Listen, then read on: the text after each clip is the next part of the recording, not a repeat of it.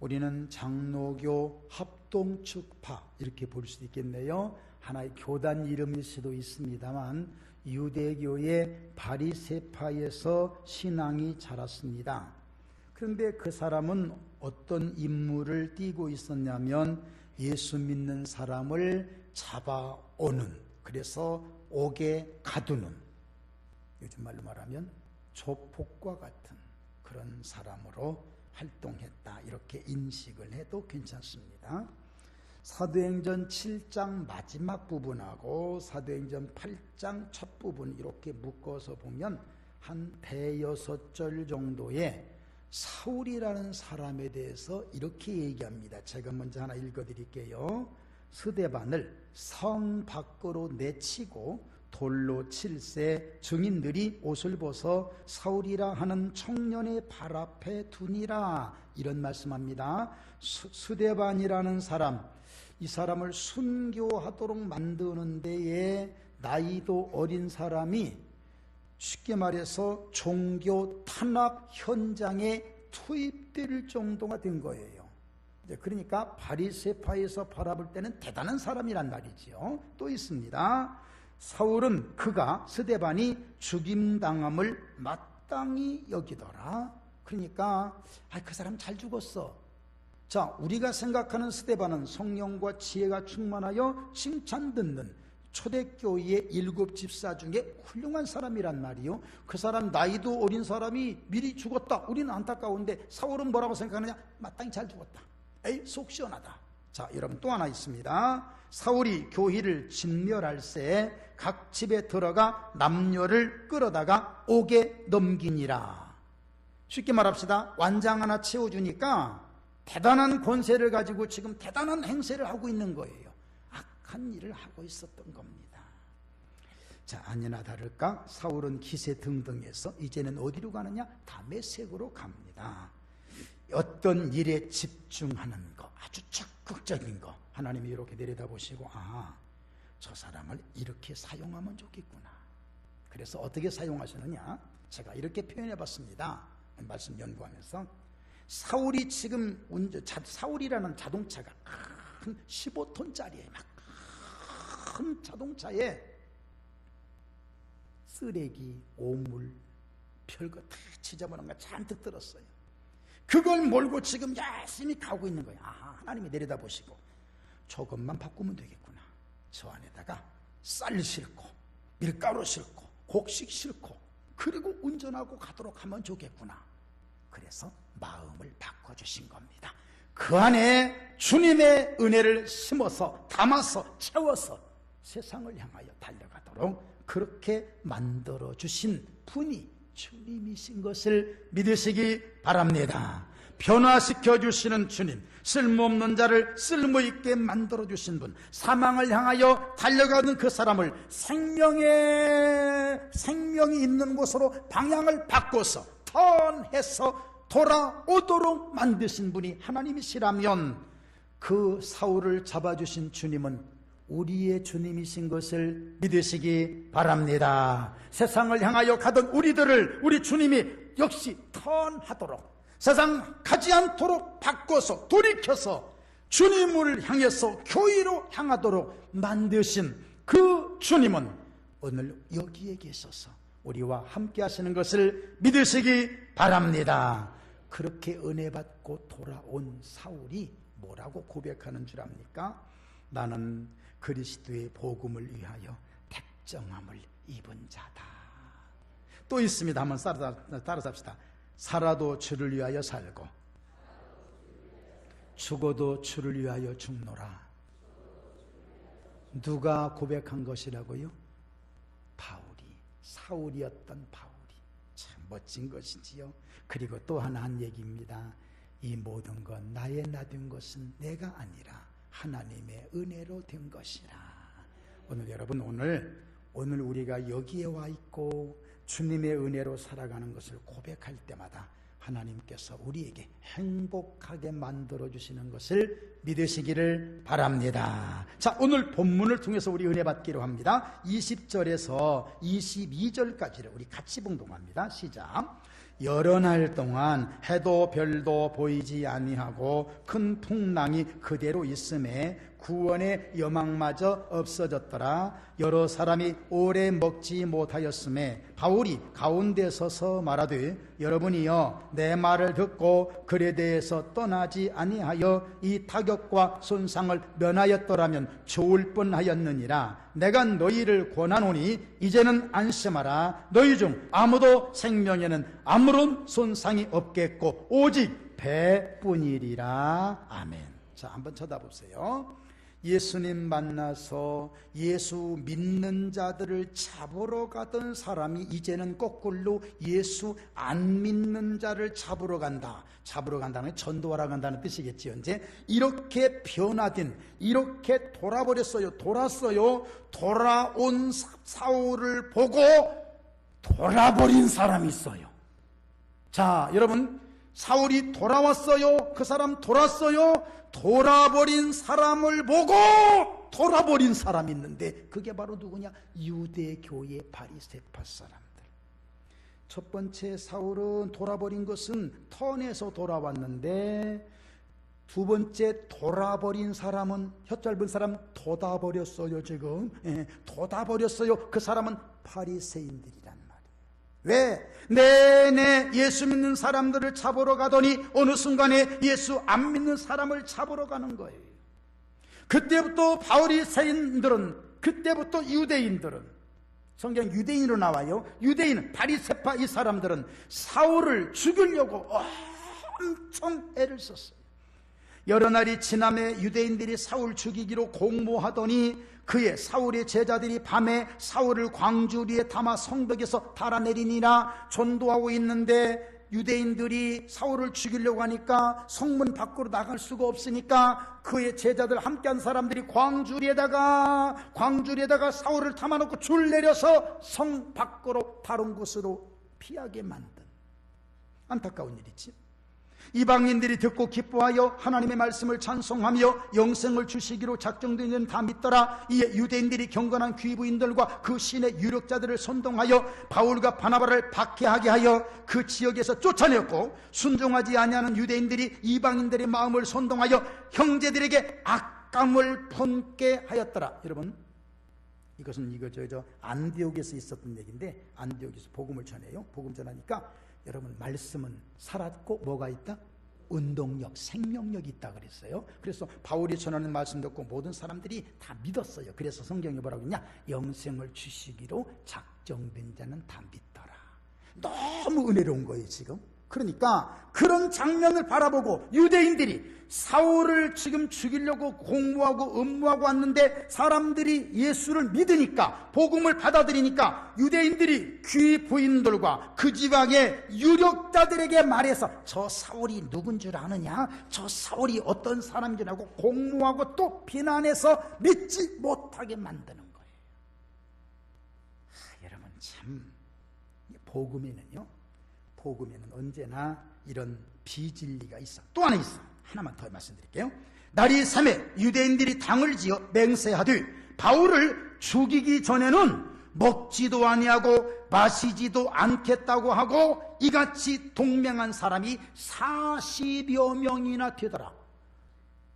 이렇게까지 해야 돼요. 여러분 한번 생각해 봅시다. 1, 2, 3, 4, 1. 일일이 따지지 마라. 2. 맨날 가르쳐줘도 그래. 이리저리 옮기면서 다니면서 말 옮기지 말아라. 3. 3, 4, 5 짝을 지어서 하라. 4.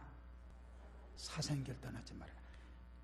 아니, 바울을 죽이기 전에는 먹지도 않겠다, 또 마시도, 그 사람들 아마 굶어 죽었을 거예요. 아마 굶어 죽었을 거예요. 이렇게까지 해야 될까요? 바울 사도가 복음을 전하러 나갈 때 발을 디딜 틈이 없었어요. 워낙 죽이려고 하는 사람 많으니까. 고린도후서 11장에 보면 바울이 고난당한 얘기를 많이 해요. 40에 하나 감한매. 유대인들은 40대를 안 때려요. 39대까지 때려요. 왜? 40이라는 것은 죽음의 숫자다 해서 고난의 숫자도 안 때려. 39까지만. 10이요, 20이요, 35이요, 6이요, 7이요, 38, 39 그만 쳐라. 이런 매를 5번이나 맞았다 그랬어요. 엄청나지요. 굶고 힘들고 강의 위험. 근데 거기에 꼭 하나 붙어 있어요. 동족의 위험. 동족이 누구요? 유대인들이. 그렇게 죽이려고 돌아다녔어. 발 디딜 틈이 없었어. 그때 하나님께서는 바울을 로마로 보내야 돼. 자, 하나 오해하지 마세요. 여기서 안 되니까 로마로 보내야 되겠구나. 그게 아니에요. 로마로 보내시기 위해서, 로마로 가기 위해서 갈 수밖에 없도록 만드신 하나님이십니다. 요셉을 보십시오. 요셉 형들과 짝짝꿍하면서 서로 사랑하고 살아서 그럼 요셉은 거기에서밖에 안 돼요. 그런데 하나님께서 요셉을 좀 점프시켜서 멀리 좀 가서 새로운 환경을 만들어주고 싶은데 요셉을 안 되는 거예요. 그러니까 요셉을 이렇게 해서 좀 미워하게. 여러분, 그렇다고 또 교인들 미워한다고 내가 어디 로마로 가라는가 보구나 이렇게 오해하지 마세요. 자, 이런 경우. 그래서 요셉을 미워해서 요셉을 죽었다고 말하고 요셉이 가서 애굽에 가서 총리가 되는, 이걸 가리켜서 뭐라고 하냐. 하나님은 합력하여 뭘 이루신다? 선을 이루신다. 바울 사도를 로마로 보내려고 합니다. 그런데 한 발자국도 내디딜 수가 없는 거예요. 유대인들이 워낙 감시가 심하고, 아까 죽이려고 먹지도 않고 마시지도 않는다고 했잖아요. 그러니까 어떻게 하느냐.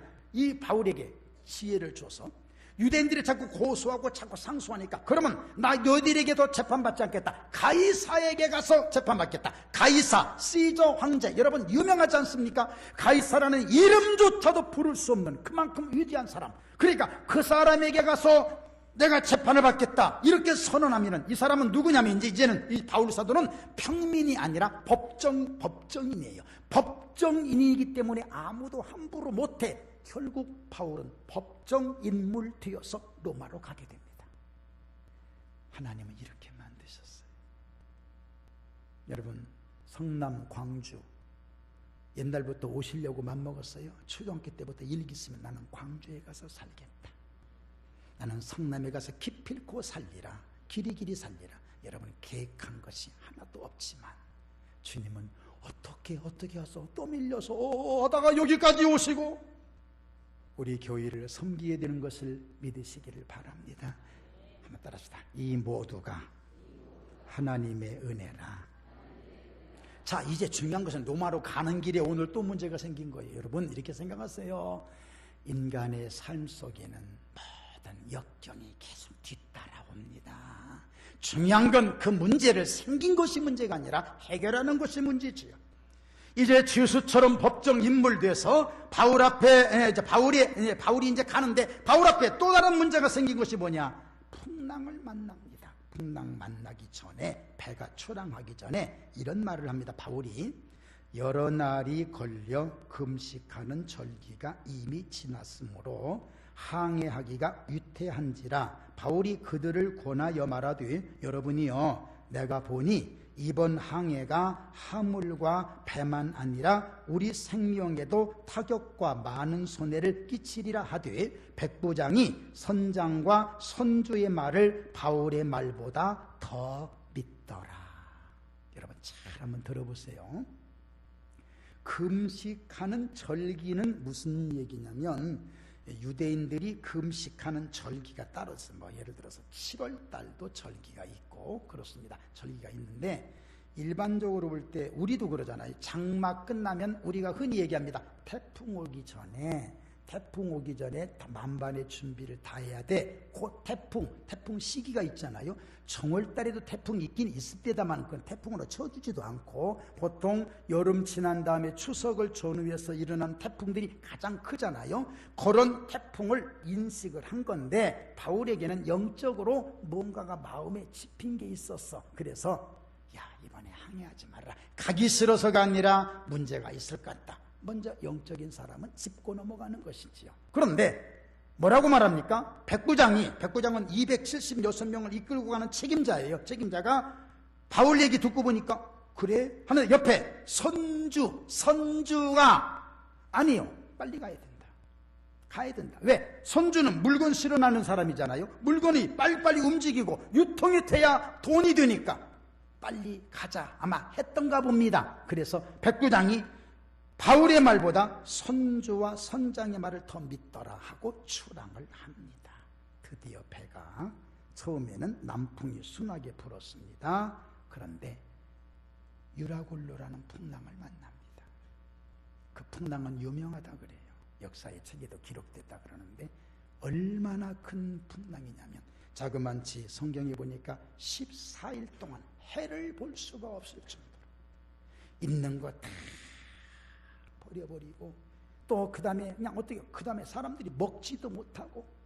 여러분 혹시 배멀미 해보셨습니까? 배멀미 그거 참 더럽디다. 할 게 못 되더만요.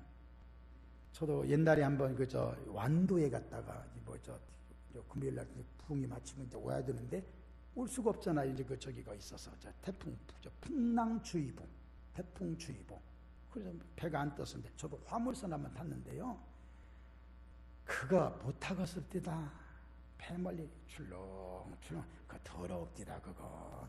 속에 아침 먹었던 것이 올라오려고 그러고 근데요 나는 파도의 높이가 높이를 어떻게 재나 그랬더니 배가 출렁 할 때 요게 파도의 높이라고 그럽디더라고요. 이게 파도 그게 1.5m 3m라 막 이렇게 한대요. 중요한 건 문제가 아니라 그거 참 14일 동안 그들은 어려웠어요. 해도 볼 수가 없었어요. 저는 여기에서 이거 하나를 생각해 봅니다. 그 안에 276명 중에 대표성 있는 사람이 네 사람이에요. 네 종류예요. 첫째, 백부장, 권력, 선장, 지식, 선주, 재물, 바울, 영적인 사람. 많은 사람들이 권력을 가지고 있어요. 많은 사람들이 지식을 가지고 있어요. 많은 사람들이 재물을 가지고 있어요. 권력과 지식과 재물, 이 세상 사람들이 가장 바라고 있는 게 그 세 가지. 그런데 중요한 건 풍랑을 만났는데 권력도 지식도 재물도 해결하지 못하는 거예요. 이게 문제예요.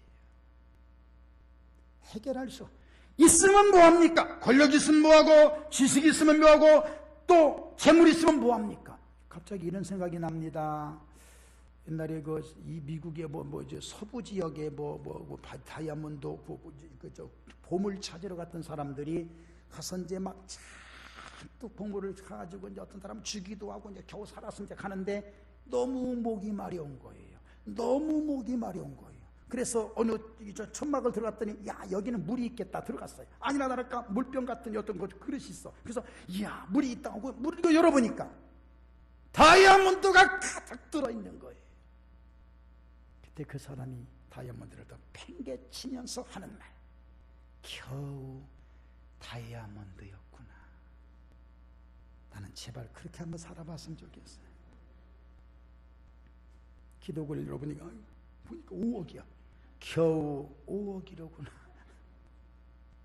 그 사람이 찾는 것은 물이었어요. 가지면 뭐합니까? 정작 있어야 될 것이 없다면 가지면 뭐합니까?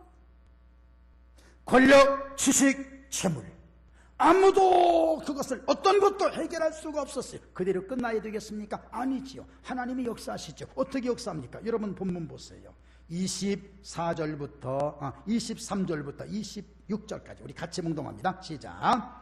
내가 속한 바 곧 내가 섬기는 하나님의 사자가 어젯밤에 내 곁에 서서 말하되 바울아 두려워하지 말라. 네가 가이사 앞에 서야 하겠고 또 하나님께서 너와 함께 항의하는 자를 다 네게 주셨다 하였으니 그러므로 여러분이여 안심하라. 나는 내게 말씀하신 그대로 되리라고 하나님을 믿노라. 그런즉 우리가 반드시 한 섬에 걸리리라 하더라. 아멘. 권력도 지식도 재물도 어떤 어려움을 해결할 수가 없었는데 죄수라고 하는 사람, 아무것도 아닌 사람이 나서서 소망의 생명의 메시지를 증거합니다. 뭐라고 한 줄 압니까? 여러분이요, 내 말을 듣고 글에 대해서 떠나지 아니하여 이 타격과 손상을 면하였더라면 좋을 뻔하였느니라. 그러면서 하는 말입니다. 그러므로 여러분이 안심하라. 나는 내게 말씀하신 그대로 되리라고 하나님을 믿노라. 바울이 그걸 얘기했어요. 내가 글에 대해서 떠날 때 떠나지 말자고 했는데 안 떠났으면 좋을 뻔하였느라. 잘 들으세요. 여러분 잘, 거기까지만 얘기했어요. 우리는 그 일을 너무 많이 얘기해요. 봐라, 내가 뭐라고 하더냐. 내가 떠나지 말자겠지. 내가 떠나지 말자겠지. 그때 너 백부장 내매를 들을 때 나를 어떻게 쳐다봤어? 눈 착 깔고 쳐다봤어 너? 내가 눈 똑바로 떠봤어. 너 손주, 너는 입을 삐쩍거렸어. 내가 그거 잊지 못해. 내가 떠나지 말자겠지. 내가 누구냐? 내가 떠나지 말자겠잖아. 지금은 그것이 너무나 강조돼요. 이 시대에. 그게 중요한 게 아니잖아. 지금은 그게 중요한 게 아니잖아. 지금 살아있는 이 사람들이 사느냐 죽느냐 하는 이 판국이, 그게 어떻고 과거 어떻고 여러분 아무런 쓸데없는 거예요.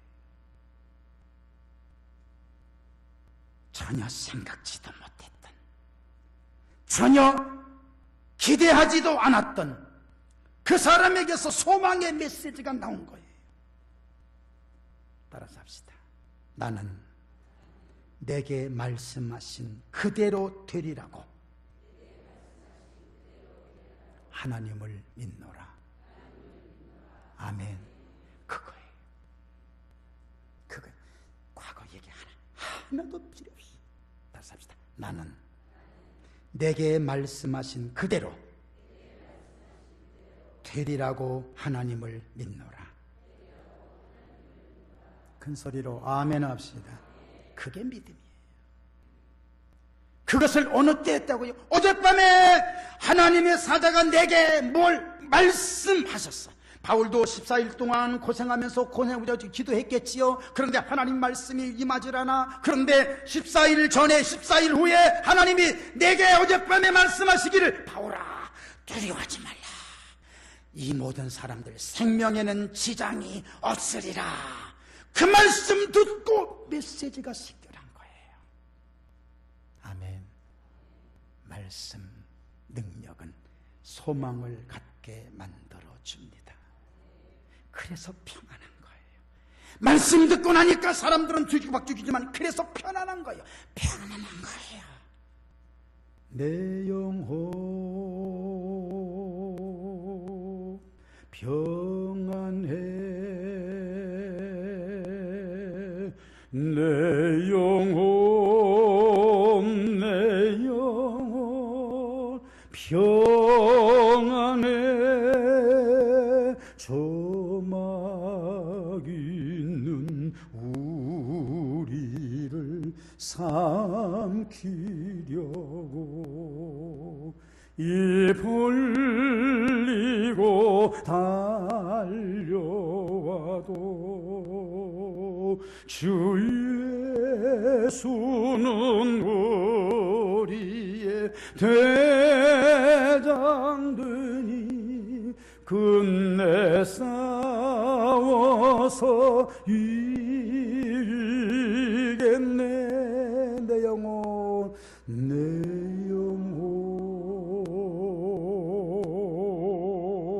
평안해. 내 영혼 평안해.